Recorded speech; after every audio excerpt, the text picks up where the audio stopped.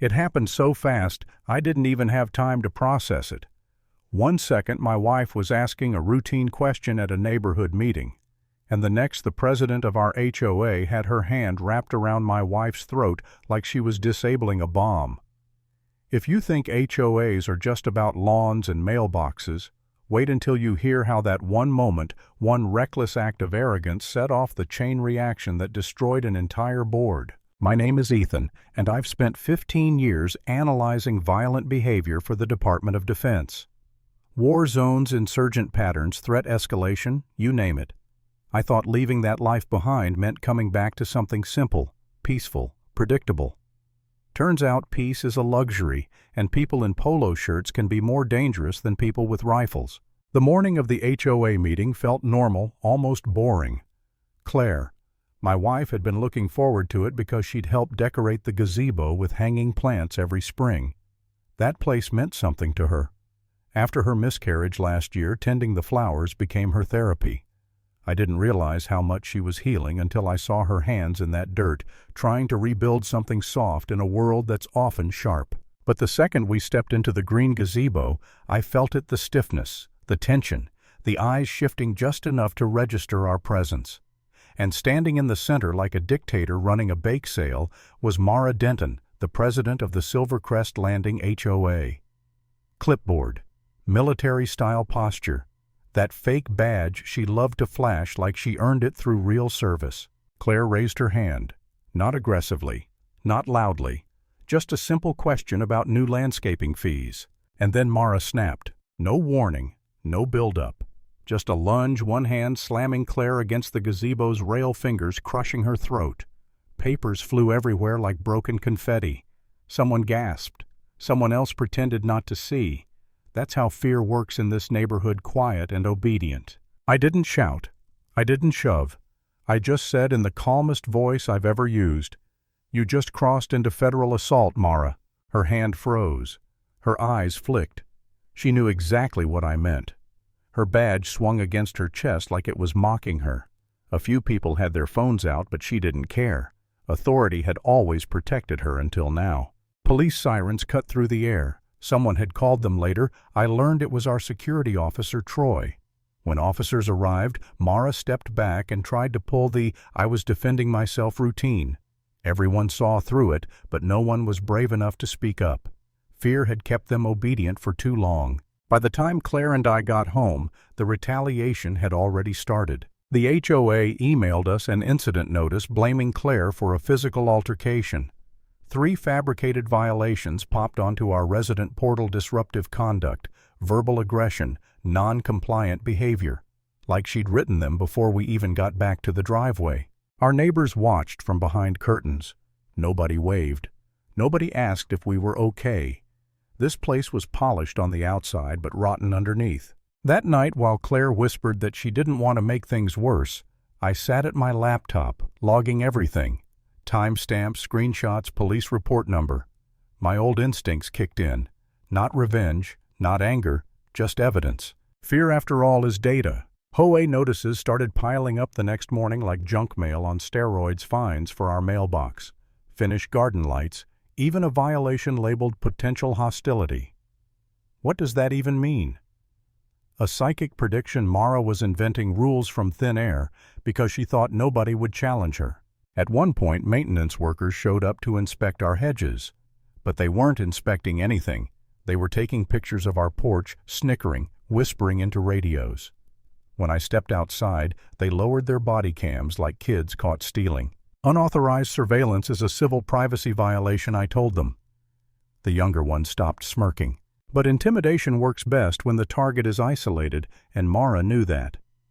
Claire looked tired, shaken, exhausted. "Maybe we should move," she whispered one morning, still in her robe, clutching the stack of violations like they were eviction papers. And that was the moment I almost broke. I sat down beside her, staring at the absurdity of it all. A grown man trained to deconstruct battlefield hostility, sitting in his own living room, wondering if an HOA president had finally beaten him. I felt small, angry, useless all at once. I hated that I couldn't protect Claire from this. I hated that the place we thought would heal her was now hurting her worse. For the first time since leaving the military, I wondered if I had made a mistake, if coming here had put her at risk, if the smart thing, the safe thing, would be to walk away. But then something shifted. Late that night I noticed Troy, the security officer, parked by the gatehouse.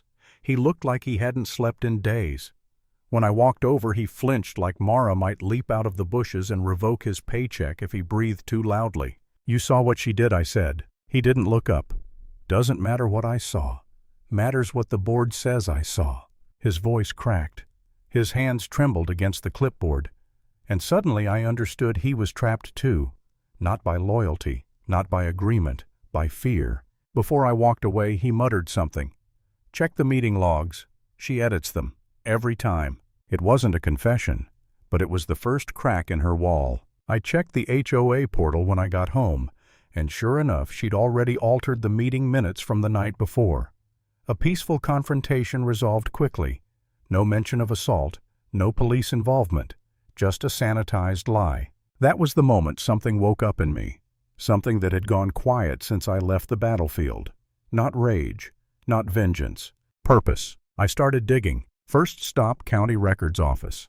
A boring brick building, the kind nobody goes into unless they're paying property taxes or filing lawsuits. I asked for the Silvercrest Landing HOA registration. The clerk frowned. Typed again.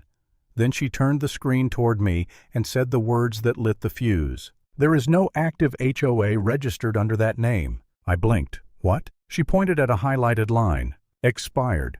2 years ago. Renewal rejected. Missing officer verification." In plain English, our HOA didn't legally exist. Every fine, every suspension, every rule Mara had weaponized against residents void. Illegal. Fraud on paper. I felt my heart beat slow, not from fear, from clarity. She'd built her empire on expired paperwork. Inside the library across the street, a landscaping contractor overheard me mention the HOA name and said, "We stopped getting paid months ago. They told us the bank was changing accounts." He printed the unpaid invoices, all tied to Mara, all redirected. When I called Claire, she whispered, "You mean she can't legally fine us?" "No," I said. "She never could." By the time I sat down in a diner with a stack of documents and a cup of cold coffee, my entire plan had changed. This wasn't just about Claire anymore. This wasn't personal. It was systemic. And then came the final piece. Troy texted me from a burner number. "Need to talk. Not here." We met at a coffee shop.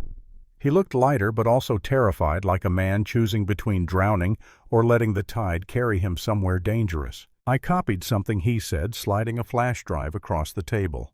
Old habit. It was footage from a board meeting.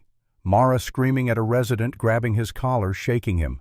Same posture, same aggression, same pattern. She'd done this before. And the best part, she'd ordered Troy to delete every video after each incident. But he hadn't, not all of them. That night I compiled everything into an encrypted report and sent it directly to the State Corporate Compliance Division. Not through the public complaint form, through the fraud division. And once you push something into that system, it doesn't crawl, it detonates. The next morning things were different. A state vehicle rolled through the gates. Suits stepped out with badges, not the fake kind. Mara wore the real ones. The kind backed by statutes and consequences. They didn't greet her. They didn't smile. They walked straight into the HOA office. I watched through the clubhouse window as Mara paced the room, voice sharp, face paling, papers scattered across the table like she was trying to rewrite reality before they caught her. But reality was already here. More cars came. Insurance investigators, compliance officers. It was like watching a dam crumble from the inside out. Residents drifted to the park. Whispers, suspicion, hope. Mara burst out the front door, eventually waving papers, shouting that this was harassment, that someone was sabotaging the HOA. The state inspector handed her a suspension order. She crumpled it in her fist like that would make the words disappear. Then something incredible happened. Mr. Jennings, the old man she once fined for hanging wind chimes, stepped forward. "You're being investigated," he said loudly. "About time," the crowd murmured. Mara spun, eyes wild. This community has been infiltrated by liars. Her gaze locked onto me. "You!" she snapped. "You think you've won." But her voice didn't echo with power anymore. It sounded thin, fragile, like somebody pulling the last note of a broken violin. Troy stepped beside a state inspector holding a manila envelope. "That's the footage from the security drive," he said. "Everything she tried to erase." Mara froze. "You," she whispered. "Traitor." Troy shook his head. "Soldier, big difference. I don't know if it was the sun hitting the gazebo just right or the dozens of neighbors finally watching her without fear, but Mara suddenly looked small. Not like a leader, not even like a bully. Just a person caught in her own web." The state inspector raised his voice so everyone could hear. "This HOA has been operating illegally for 2 years. All actions taken during that period are void. Additionally, evidence of financial misappropriation has been verified. Ms. Denton is hereby removed from all positions pending prosecution." Gasps, shock, a few cheers. Mara stumbled backward like her legs forgot how to work. Her face drained of color. Her clipboard slipped from her hand and hit the pavement with a sad little clatter. And in that moment, the neighborhood exhaled for the first time in years. She tried one last time, one desperate flailing swing. "You'll regret this. All of you." But nobody listened. The state escorted her to her SUV. She slammed the door tires screeching as she sped through the gates like she was fleeing a crime scene. Maybe because she was. And just like that, it was done. Not with fireworks, not with applause. Just a quiet shifting of power back to the people who lived there, the ones she'd silenced for so long. I stood beneath the gazebo rail, the very spot where she'd choked my wife, and let the moment sink in.